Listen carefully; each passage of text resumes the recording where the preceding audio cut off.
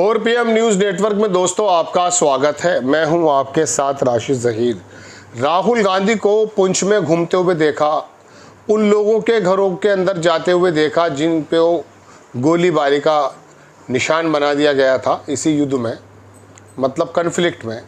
ऐसे में मुझे समझ में यह आया दोस्तों, और ख़बर भी मैं आपको ये देना आया था कि राहुल गांधी किन किन मोर्चों पर लड़ रहे हैं।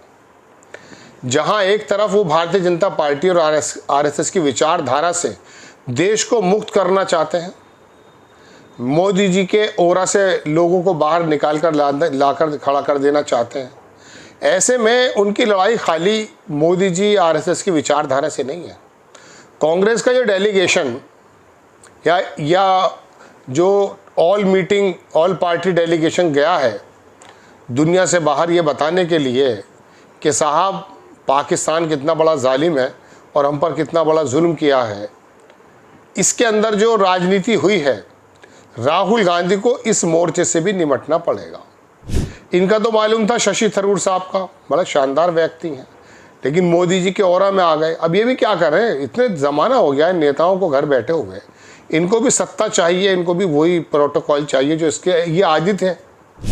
उसके अलावा जब कांग्रेस से कहा गया कि साहब अपने नाम दे दीजिए, और उन्होंने नाम दिए जिसमें गौरव गोगोई वगैरह थे, एक दो राज्यसभा के मेंबर और आनंद शर्मा भी थे, तो मोदी जी ने या भारतीय जनता पार्टी ने या भारतीय सरकार ने अपने आप ही उन लोगों को चुन लिया जो कांग्रेस के अंदर स्लीपर सेल कहे जाते हैं, लोग कहते हैं। अब उसमें मनीष तिवारी हों या शशि थरूर हों या और बाकी तमाम, आनंद शर्मा भी उसमें मौजूद है हालांकि। अब बात यह है दोस्तों कि एक तरफ जहां वो बीजेपी से लड़ रहे हैं राहुल गांधी, अब इस दौरे के बाद जब ये लोग आएंगे, असल में बाहर क्या ये विचलित करके आए एटमॉस्फेयर को, इसके बारे में तो बहुत बाद में पता चलेगा। और पाकिस्तान पर कोई फ़र्क पड़ेगा भी नहीं, क्योंकि अगर फ़र्क पड़ना होता तो अभी IMF से जो उसको फंड मिला है वो रुक जाता, गिरे लिस्ट में फिर दोबारा चला जाता। लेकिन पूरी दुनिया के अंदर भारत के साथ कोई खड़ा हुआ नहीं, और भारत को भी एब्सटेन करना पड़ गया क्योंकि कोई था ही नहीं। पाकिस्तान के साथ तो देखा गया है कि इस कन्फ्लिक्ट में तो टर्की था, चीन था, अजरबैजान था या ईरान था, हमारे साथ तो कोई था ही नहीं। और बल्कि ईरान का विदेश मंत्री आया तो उसे गालियों से नवाज दिया गया था। वो मेजर गौरव आर्या करके कोई है नेता, वो पत्रकार बन गया, वो अब वो गालियाँ बक रहा था, बताइए। खैर, तो मैं अपनी बात पर आता हूँ कि ये जब लोग वापस आएंगे तो राहुल गांधी इनसे भी एक लड़ना पड़ेगा, क्योंकि ये लोग मन में दबी दबी ये इनके ख्वाहिशात हैं कि साहब हम भी ज़रा सा नीली लाल बत्ती के साथ लग जाएं, क्योंकि ज़माना हो गया सूखा पड़े हुए। बात यह कि इन लोगों का भी जी चाहता है कहीं कोई चीफ मिनिस्टर बन जाए, कोई विदेश मंत्री बन जाए या कुछ मिल जाए कुछ ना कुछ, क्योंकि इनको अपने लोगों को भी शांत करना होता है। दरअसल राजनीति जो है ना, दरअसल वो एक लालच के नाम पे की जा रही है दोस्तों। अब वो राजनीति के लिए ये कुछ भी कर सकते हैं। मैं जितनी नेताओं का चुनावी प्रक्रिया में इधर से उधर, मोदी जी को देखिए 365 दिन में कितनी चुनावी काम करते हैं, हर एक काम उनका चुनाव के मद्देनज़र है। नेता लोग जो हैं किसी भी पार्टी के, अगर अपनी अपनी जिम्मेदारियां अगर उनको सत्ता के माध्यम से मिली हैं या विपक्ष में रहते हुए मिली हैं, अगर वो वाकई लोगों का काम करना शुरू कर दें तो देश की दशा तो सुधर जाए। लेकिन होता यह है कि ये तो अपना राजनीतिक जीवन, अपने बच्चों का राजनीतिक जीवन, ये तमाम चीज़ें देखते हैं। राहुल गांधी लड़ाई तो लड़ रहे हैं ज़रूर, मोदी जी से भी लड़ रहे हैं, आरएसएस की विचारधारा से भी लड़ रहे हैं, और अब एक लड़ाई ये भी होगी कि जब ये वापस आएंगे तो आपने एक खबर सुनी कि मुंह खून लग चुका है जाने से पहले भी इस डेलीगेशन के अंदर जो कांग्रेस के लोग थे, विपक्ष के लोग भी थे, उन लोगों को थोड़ी सी लिफ्ट क्या मिली, वो तो ऐसे देशभक्त बने कि वो कमाल ही कर दिया उन्होंने। तो नई नई बातें मैं अगर आपको सुनाऊंगा तो आप कहेंगे कि ये वाकई देशभक्ति में इतने ज़्यादा सरोबोर हो गए। अब जब ये वापस आएंगे ना तो इनके लिए एक ज़मीन तैयार होगी भारतीय जनता पार्टी में, और राहुल गांधी को इनसे भी निपटना पड़ेगा। हालांकि अब मैं आपको बताऊं कि राहुल गांधी एक अलग अपनी राह बना चुके हैं।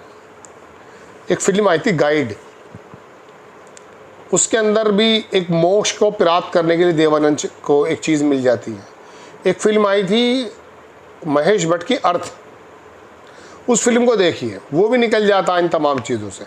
राहुल गांधी की जो मौजूदा गतिविधियां हैं वो मुझे इस तरफ से बिल्कुल लापरवाह नज़र आती हैं कि उसे मनीष तिवारी की फ़िक्र है या आनंद शर्मा की फ़िक्र है या किसी और की फ़िक्र है, ना उसे शशि थरूर की फ़िक्र है, ना किसी और की, और ना प्रधानमंत्री के पद की लालसा। वो आदमी तो एक ऐसा निरंकारी बाबा लगने लगा है, काम कर रहा है, वो लोगों के लिए काम कर रहा है। पद की लालसा उसकी बातों में, उसके भावों में नज़र नहीं आती है। वहीं मोदी जी की तो सुबह शाम उठते बैठते भाव भंगिमा जो भी नज़र आती है वो सिर्फ राजनीति के मद्देनज़र आती है। ज़माने बाद वापस आए, मतलब मन की बात करने के बाद, तो फिर वही बात, मेरी रगों में सिंदूर दौड़ रहा है। बात यह दोस्तों कि अब देश के लोग क्या चाहते हैं। इन नेताओं के बारे में तो बता दिया मैंने, इनको भी ज़रा भूख है, काफ़ी दिन से भूखे हैं, तो इन्हें मिल जाएंगे, मोदी जी कुछ दे देंगे। तो मोदी जी ने 240 जैसी सीटें आई तो उन्हें पता चल गया कि ये धर्म की जो लड़ाई है, धार्मिक जो धर्मांध तक क्या कह सकता हूँ मैं, ये बड़ी लंबे चलने वाली नहीं है। अब सेंध लगानी पड़ेगी दोबारा, एक ऐसी सेंध लगाई विपक्ष में कि बिखर सा गया है विपक्ष। लेकिन राहुल गांधी के साथ मैं आपको दोस्तों बताऊं, ये वाली अगर प्रक्रिया रही, देश सब समझ रहा है, सिंदूर ऑपरेशन को भी, मोदी जी को भी, पाकिस्तान को भी, देश की अर्थव्यवस्था को भी, और दुनिया के जियोपॉलिटिक्स को भी, और राहुल गांधी पर भी बराबर नज़र है।